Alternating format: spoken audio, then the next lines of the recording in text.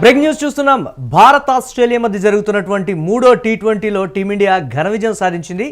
5 వికెట్ల తేడాతో ఆస్ట్రేలియాపై భారత్ గెలుపొందింది. ఇక 187 పరుగుల లక్ష్యంతో బరిలోకి దిగినటువంటి సూర్యసేన 18.3 ఓవర్లలోనే లక్ష్యాన్ని ఛేదించింది. ఈ నేపథ్యంలో బ్యాట్స్మెన్లు ఎవరెవరు రాణించారనే విషయం ఒకసారి చూస్తే సుందర్ అలాగే జితేష్ శర్మ మెరుపులు మెరిపించారు. అలాగే 3 వికెట్లు హర్షదీప్ సింగ్ పడగొట్టినటువంటి పరిస్థితి ఉంది. ఇటు బౌలర్లు బ్యాట్స్మెన్స్ సమిష్టిగా రాణించడంతో టీమిండియా భారత్ ఆస్ట్రేలియా మధ్య జరుగుతున్నటువంటి మ్యాచ్లో టీమిండియా ఘన విజయం సాధించినటువంటి బ్రేకింగ్ న్యూస్ అయితే చూస్తున్నాం.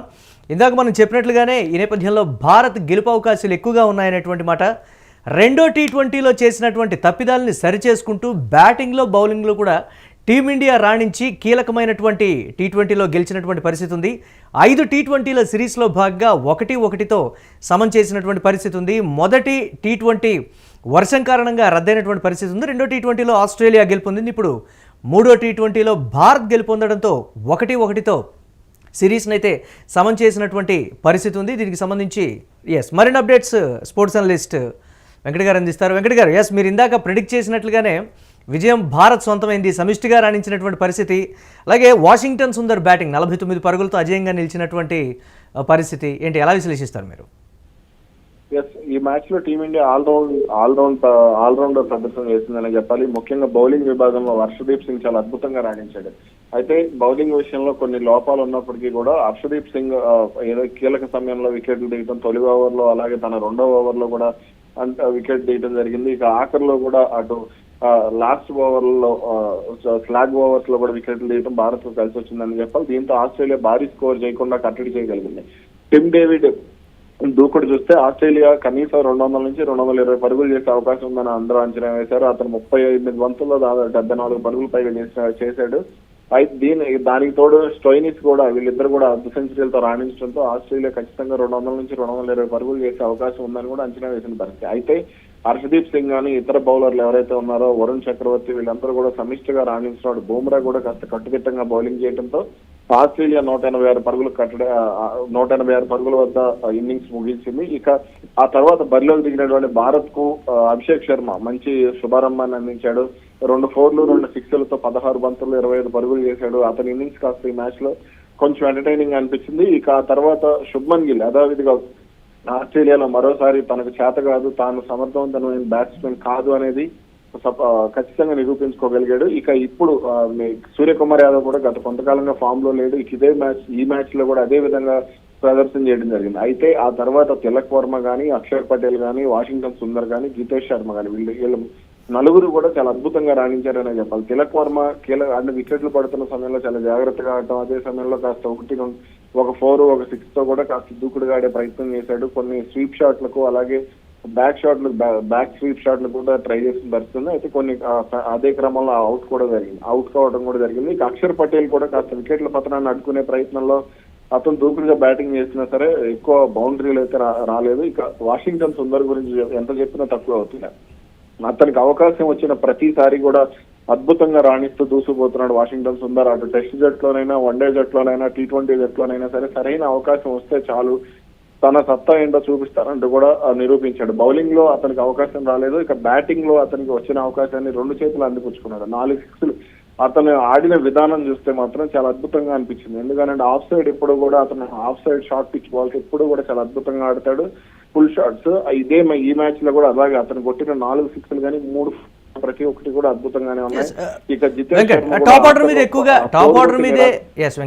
మీద ఎక్కువగా బేస్ అవుతున్నారనేటువంటి ఒక విమర్శల నుంచి మిడిల్ ఆర్డర్ రాణించడం, ఈ పరిణామాన్ని ఎలా చూడాలంటే మిగతా రాబోయే 2 టీ20ల్లో ఆ ఇంపాక్ట్ అనేది కనిపిస్తుంది అనేటువంటి మాట ఎలా చూడొచ్చు? టాప్ ఆర్డర్ మీద మీరు చెప్పిన దాంట్లో కొంత కరెక్ట్ ఉంది. అంటే 50-50 అనమాట. అభిషేక్ శర్మ మాత్రమే టాప్ ఆర్డర్ లో రాణిస్తున్నాడు అనేది వాస్తవం. ఎందుకనంటే అతను గత మ్యాచ్ లో కూడా ఒంటరి పోరాటం చేశాడు.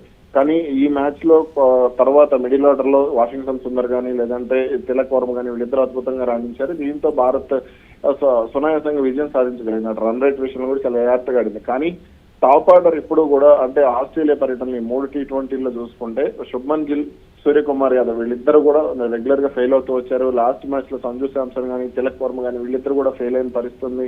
అక్షర్ పటేల్ కూడా లాస్ట్ మ్యాచ్ లో అతన్ని బ్యాటింగ్ స్థానంలో ముందు పంపించినా సరే అతను కూడా సమర్థవంతంగా రాణించలేని పరిస్థితుంది. ఈ మ్యాచ్ లో మాత్రం కాస్త వీళ్ళందరూ కూడా పర్వాలేదు అనిపించారు. సూర్యకుమార్ యాదవ్ చేసినటువంటి 24 పరుగులు కూడా కాస్త కీలకమైన పరుగులు. ఇక తిలక్ వర్మ ఇన్నింగ్స్ లో అతను దూకుడుగా ఆడలేకపోయినా సరే అవసరమైన సమయంలో వికెట్ల పతనాన్ని అడ్డుకుని కాస్త స్కోర్ బోర్డ్ ను పరుగులు పెట్టించే ప్రయత్నం చేశాడు. ఈ క్రమంలోనే ఆ తర్వాత వచ్చినటువంటి వాషింగ్టన్ సుందర్ అయితే చాలా అద్భుతంగా రాణించాడని చెప్పాలి. కాబట్టి వాషింగ్టన్ సుందర్ ని మిడిల్ ఆర్డర్ బ్యాట్స్మెన్ గాను లోయర్ ఆర్డర్ బ్యాట్స్మెన్ గాను ఖచ్చితంగా చూడండి. ఎందుకంటే అతని ప్రదర్శన ఎలా ఉంటుంది అనేది టెస్ట్ క్రికెట్ లో నేను చాలా దగ్గరగా చూశాను. అలాగే ఇప్పుడు కూడా T20లో కూడా అలాగే IPL లో కూడా ఏదైతే ప్రామాణికంగా తీసుకున్న ఆటగాళ్ళని ఎంపిక చేస్తున్నటువంటి వాళ్ళ లీగ్ లో కూడా అతను చాలా అద్భుతంగా రన్ రేట్ ని కూడా రన్ రేట్ ని కూడా టీమిండియా మెయింటైన్ చేసినటువంటి విధానం స్టేబుల్ గా ఆడుతూ ఎక్కడా కూడా అంత ప్రెషర్ ఫీల్ అయ్యి ఆడినట్లుగా కూడా కనిపించినటువంటి సిచ్యువేషన్. దీన్ని ఎలా చూడొచ్చు అసలు? 10 రన్ రేట్ తోనే ఏదైతే ఇన్నింగ్స్ ప్రారంభించారో అక్కడి నుంచి కూడా 3 ఓవర్లకు 30 పరుగులు, 4 ఓవర్లకు 40 పరుగులు, 5 ఓవర్లకు 52 ఇట్లా ఒక స్కోర్ బోర్డ్ ని నిదానంగా ముందుకు నడిపిస్తూనే చాలా జాగ్రత్తగా ఆడటం జరిగింది. అంటే రన్ రేట్ ఎక్కడ కూడా 10 తగ్గకుండా రిక్వైర్డ్ రేట్ ని తగ్గిస్తూ వచ్చారు. రన్ రేట్ ని పెంచుకుంటూ రిక్వైర్డ్ రేట్ ని తగ్గిస్తూ రావడం అనేది ఖచ్చితంగా కలిసి వచ్చే అంశమే.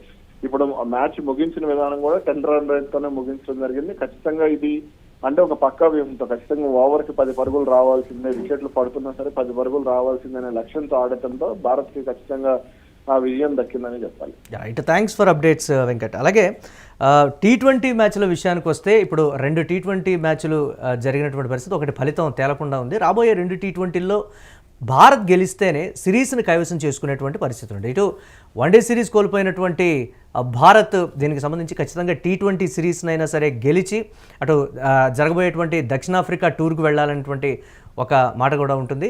సో దీనికి సంబంధించి మనం బాగా కష్టపడాలి. డెఫినెట్గా ఈ మ్యాచ్లో వచ్చినట్టే మిగతా 2 మ్యాచ్ల్లో కూడా ఫలితం రావాలని అయితే భారత అభిమానులు అయితే కోరుకుంటున్నారు.